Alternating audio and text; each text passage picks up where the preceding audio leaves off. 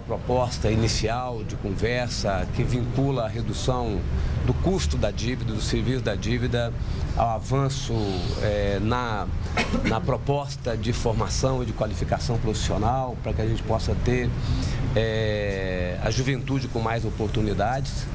Então, acho que este é um caminho importante que, com certeza, nos próximos dias e meses, nós chegaremos ao entendimento. O assunto não é um problema para alguns estados, como não é um problema para o meu estado. Meu estado não tem um problema de dívida, mas meu estado sabe que, o Espírito Santo sabe que, se nós não resolvermos o assunto, estados importantes, como estão aqui presentes, do Sul e do Sudeste, não conseguirão dar a colaboração necessária para o Brasil se desenvolver.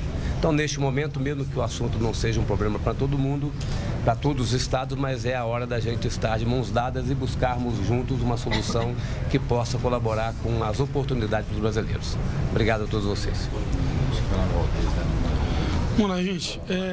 Queria, em primeiro lugar, agradecer ao presidente da República, ao ministro da Fazenda e ao ministro Padilha. É importante a gente colocar duas situações rápidas. Uma, que essas dívidas não são dívidas de agora.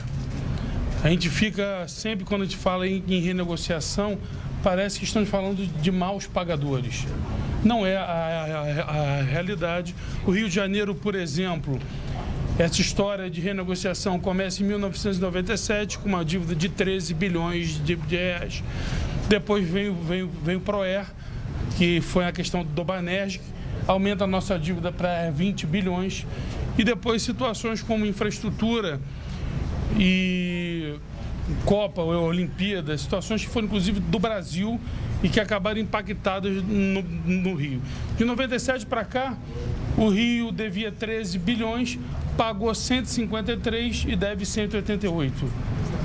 No mesmo lapso temporal, que a nossa receita aumentou 700%, a nossa dívida aumentou 2.300%. Então, está muito claro que esses indexadores catapultaram as dívidas dos estados e, por isso, eles têm que ser revistos, sim, à luz de que também houveram decisões federais, como a Lei Complementar 192, Lei Complementar 194 e outras leis, Lei Candir, que tiraram recursos dos estados e não houveram compensações. Então, não é uma situação política, mas uma situação onde dos 4 estados, onde a União arrecada mais dinheiro, 3 deles estão em regime de recuperação fiscal. É algo que, de pacto federativo, sim, nós entendemos que se isso não for renegociado, haverá, sim, um rompimento do pacto federativo, onde 3 dos 4 estados que mais a União retira recursos que dividem para o Brasil inteiro. E o quarto, se não tivesse uma economia tão pujante, estaria encaminhando para quebrar também, que seria São Paulo. Se esses estados quebrarem, o Brasil quebra, porque o recurso, inclusive, que divide para os outros vem desse estado. Então, aqui não é situação de mal pagador, de gastão. Se nós olharmos na perspectiva, e esse dado é fundamental, até contrapondo algumas matérias que saíram nos últimos dias, se a gente pegar do primeiro ano do regime de recuperação fiscal, que foi 2017, de janeiro para cá, dos 7 estados do COSUD, 5 tiveram redução da folha de pagamento, redução real da folha de pagamento.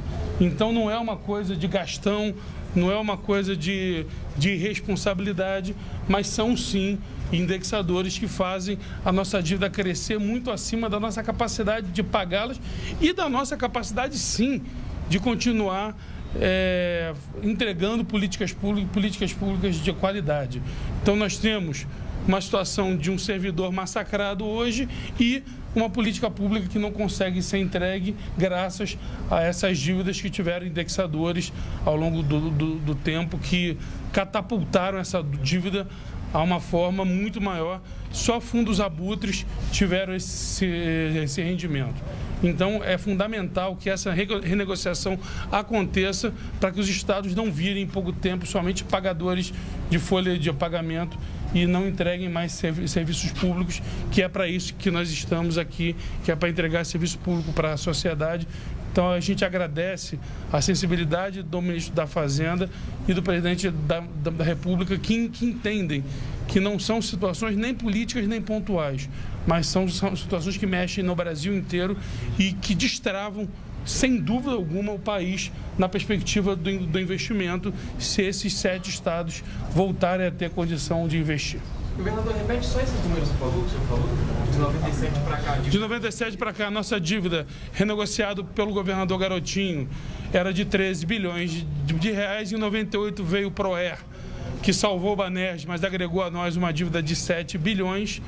E aí veio Copa, Olimpíada e algumas outras outros empréstimos para investimentos, e de 97 para cá o Rio de Janeiro pagou 153 bilhões de reais e ainda deve 188 bilhões de reais, mostrando que realmente a alta taxa de juros gerou a inviabilidade do segundo estado que mais contribui para a União. Lembrando que só no passado a União arrecadou dentro do território do Rio de Janeiro a incrível cifra de 411 bilhões de reais. Então, o estado que manda para a União, que a União arrecada no nosso estado mais de 2 vezes o valor da nossa dívida por ano. Ou seja, 2,5 vezes no mandato presidencial, a União arrecada 10 vezes o valor da dívida do Rio de Janeiro no território do Rio de Janeiro. Então, isso tem que ser revisto, com certeza. Bom, primeiro, bom dia a todos. Ressaltar a importância da agenda do COSUL de hoje para tratar da pauta da segurança pública, o que nós vamos fazer à tarde, e também para tratar a questão da dívida. Agradecer a abertura do governo federal, agradecer essa oportunidade fundamental para a federação, porque existe um efeito sinérgico. A partir do momento que a gente aumenta a capacidade de investir nesses estados, acho que o Brasil todo ganha. Já foi explicado aqui tecnicamente o que está acontecendo e como a negociação vai se dar a partir de agora. A gente tem que louvar esse passo inaugural que a gente está dando, que de fato, no ano passado nós tivemos a conversa com o ministro Haddad, ele disse, olha, em março nós vamos ter alguma coisa para colocar na mesa, e de fato colocou alguma coisa na mesa hoje. A gente tem um estoque de dívida que vem crescendo, isso vem subtraindo capacidade para fazer investimento, vai haver uma atuação no juro atrelada a alguns compromissos interessantes que foram colocados hoje aqui, compromissos que vão proporcionar futuro, principalmente atrelados a investimento na educação profissional, e obviamente a gente colocou outras possibilidades, outros compromissos que os estados podem fazer para alcançar esses objetivos, para aumentar realmente o bem-estar da nossa população. Então, eu entendo que é um passo fundamental que a gente está dando para diminuir essa asfixia financeira. Isso não quer dizer que outros passos, internamente não vão ser dados. Então, a gente quer reafirmar que o nosso compromisso com ajuste fiscal. Então, medidas importantes vão ser tomadas, independente da negociação de dívida que vai ser feita a partir desse momento. Mas eu tenho certeza que a gente está inaugurando um movimento importante.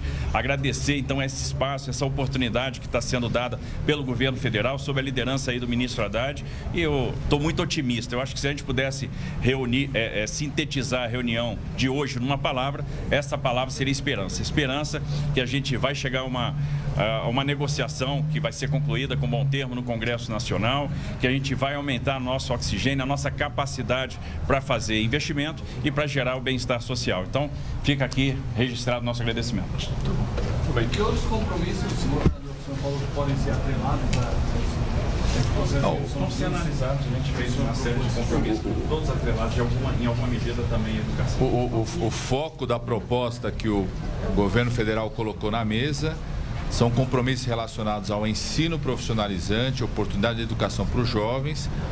Certamente nessas conversas teremos governadores, outros temas podem ser trazidos. Hoje já foram trazidos pelos próprios governadores possibilidade de compromissos com investimentos que estejam relacionados, inclusive, ao acesso à educação, acesso a esses jovens, a essa oportunidade da educação. O próprio governador Tarcísio citou, por exemplo, compromisso em relação a investimentos da mobilidade urbana que viabilizam o acesso à educação, às estruturas educacionais. Então, isso vai ser discutido e mais detalhado nos próximos, está no objeto do diálogo entre nós. Ministro, só uma dúvida em relação à previsão de envio da proposta ao Congresso. É de 2 meses. Nesse período, a proposta pode eventualmente sofrer alguma modificação? Bom, hoje nós demos mais um passo nesse diálogo. A partir de agora, foi definido o secretário do Tesouro Nacional se reunir com os secretários estaduais de Fazenda dos estados. Nós vamos também ter reuniões com os outros consórcios de governadores, no espírito ali do Conselho da Federação, onde nós vamos tratar hoje. Fechamos balizas gerais, foram bem recebidas pelos governadores.